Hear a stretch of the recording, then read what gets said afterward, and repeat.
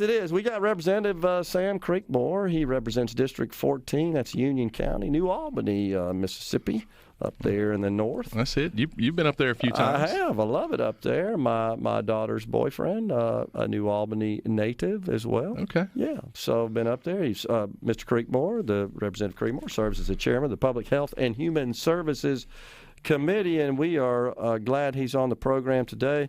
You're, you got about an hour and a half. You'll be back in the Capitol for rocking and rolling again. Yeah, but, you know, I'll skip lunch and miss some meetings to come be on your show, Gerard. Oh, man, I appreciate that, Representative Creekmore, and I want you to know how deeply I appreciate you asking me to come address the joint hearing last week. I hope that was of value, honestly. It was a great value, and you presented both sides and incited lots of good conversation during the hearing and afterwards that people are still talking about. Well, I appreciate that, and I know you're aware of this. The speaker is too, and I'll say it again.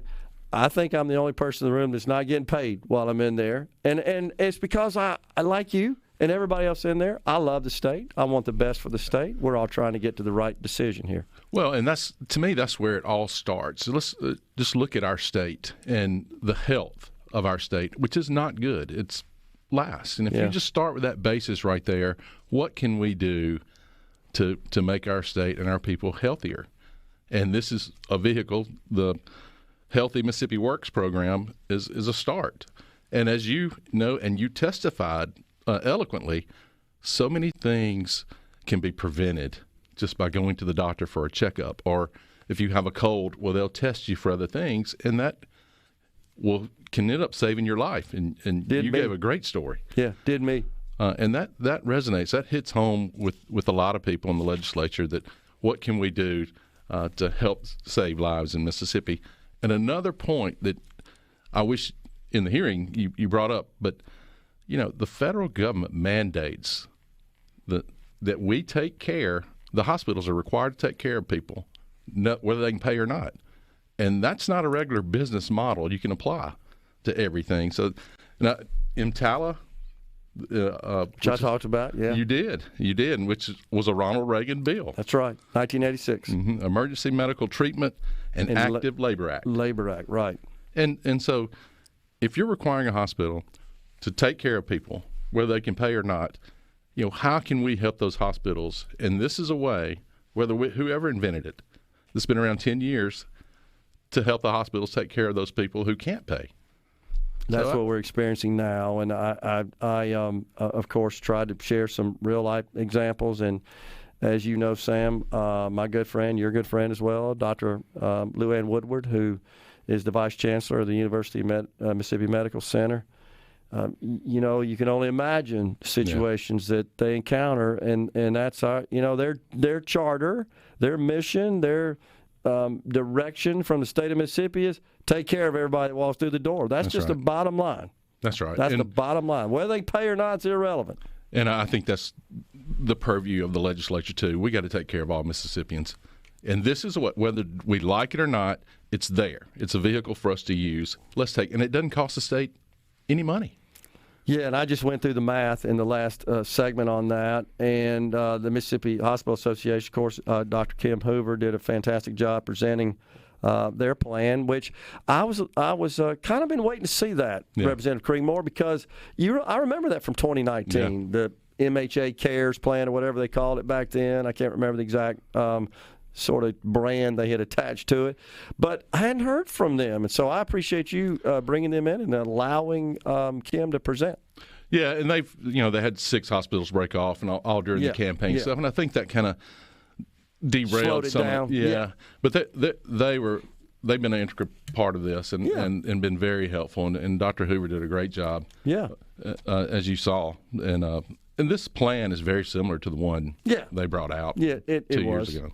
The one thing that I was a little disappointed in the bill that didn't make it was their proposal to have a $20 per month premium charge to everyone enrolled. I thought that was very reasonable, $20 now. Provided we could collect that, I get worried about that because we got a lot of people that don't have bank accounts. We don't have a way. They don't have credit cards, don't have bank accounts, and you're waiting for them send money in, and that's a nightmare. And then you got to have a big apparatus at Medicaid or somewhere in the state to collect that money.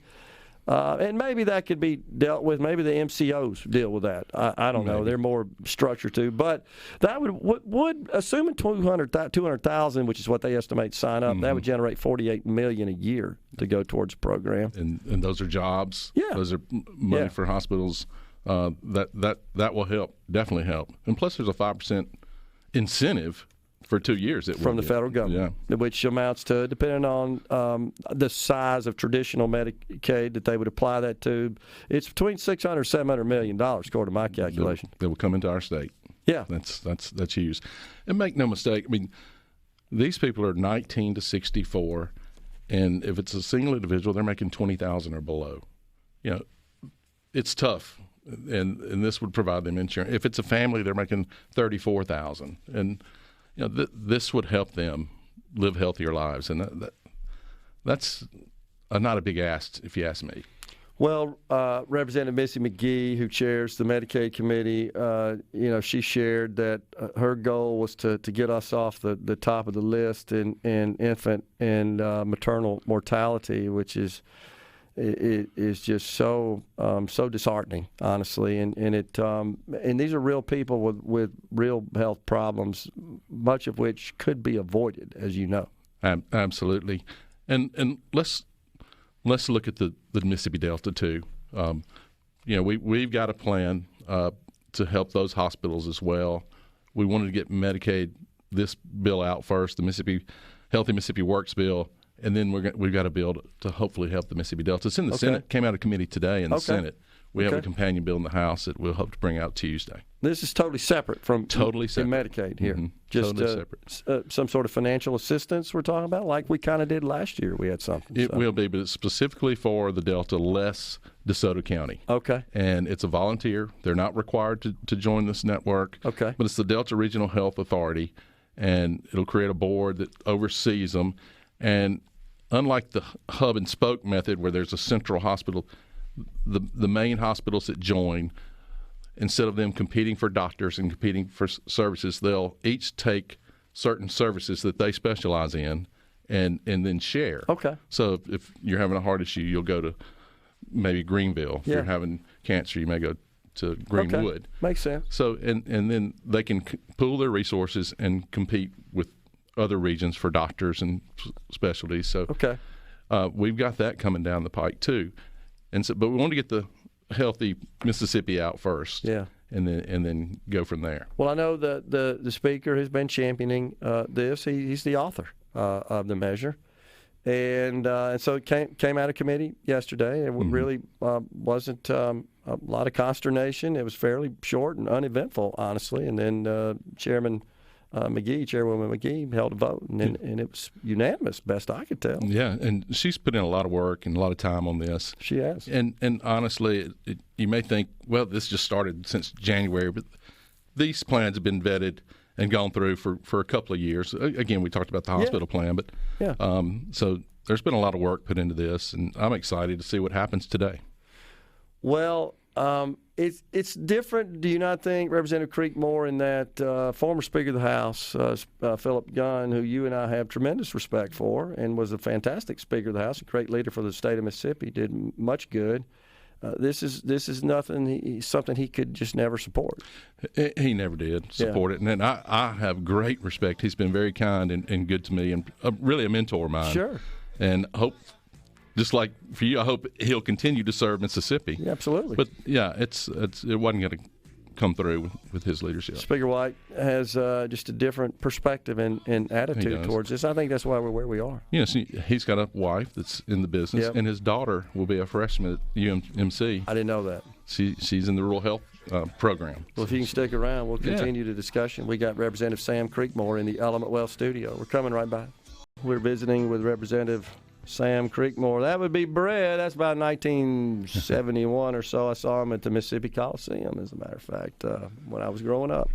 All right, so this one of the things that Chairwoman McGee talked about and has been talking about that of course, this legislation flowed through the Medicaid committee was the the objective, one of the major objectives being to improve the overall quality of health and healthcare outcomes for Mississippians. And so one of the things I asked her, Representative Creekmore, is kind of what are the metrics that we will be tracking, and what's the process for that? I didn't really see anything specifically in the bill around that. What can you help us with there? Right, and I don't think there is anything to measure it in the bill. However, the Department of Health, and they put out reports annually about just like the infancy mortality, yep. Obesity, and just a very detailed report every year. Yep. And Dr. Edney's in charge of that. So that will continue. And one of the things we did this year is have a hearing with Dr. Edney and the Department of Health, and reviewed all that data that they record. And we'll continue to do that. It was a joint hearing with the Senate, and we'll continue to do that annually when we're in session, to have those hearings and see if we're improving from that data. It may not be as detailed metrics as perhaps you're thinking of, but I don't know that I have anything in mind, but that data is there, and we'll continue to record that and monitor it in the legislature. Okay. Well, and Dr. Edney is a huge outspoken advocate for health in his role, more so than health care policy. As you know, he's way more oriented towards health. He is, and he has a passion for Mississippi, as we've talked about, sure. and really cares about taking care of people. And I think professionally is an addiction specialist, if I'm not mistaken. That's correct. Right? It's a practice area. And his wife's a music therapist. I didn't know that. So that helps with addiction and all. Yeah, music therapy is used a lot in that aspect. But yeah, it's very detailed reports that he gives, and it's good, useful information. And I won't forget it. He was he was so excited that we've moved from 50th to 45th in obesity in the United States. And I'm thinking, that's still not good, but that's improvement. Progress. Yeah, sure. And so that I thought that stuck out to me. But he kind of summed everything up, and I like this phrase, but a healthier Mississippi makes a wealthier Mississippi. Yeah. And I like that. And that's, at the end of the day, that's what we're looking for, a healthier Mississippi and a working Mississippi. And I think that's true as well. Certainly the Lieutenant Governor, the Speaker have both suggested that as drivers for their support of this action. They believe that this would improve the health of the state and also improve the labor force participation rate, something we all know we got to do something about. Yes. I mean, that's one of the biggest issues we have. I mean, everybody needs workforce, and we seem to be lacking it. Yet we only have 53% participating. So I know whatever we can do to incentivize people, and this is an incentive. If you can get health care by working, let's do it. Let's go out and get a job. All right. So we don't have anything thus far, right, out of the Senate. As far as I know, we have a placeholder framework. That's it. That's all I've seen. Pull forward code, and that's it. Yeah. But we're told something's coming. That's what I'm told, and I've worked closely with the Senate side, not necessarily on this Mississippi Works, but in the healthcare realm with Bryan, and it's unique, and we're constantly talking with their leadership, so they're on board from the ones I've talked to with this plan, and I think they'll produce one. Well, and the Lieutenant Governor was on a couple of days ago with Mr. Gallo, and he said the same, but he made it very clear he could not support any measure that would implement this new coverage group expansion in the state of Mississippi without this very explicit work requirement. Mm-hmm.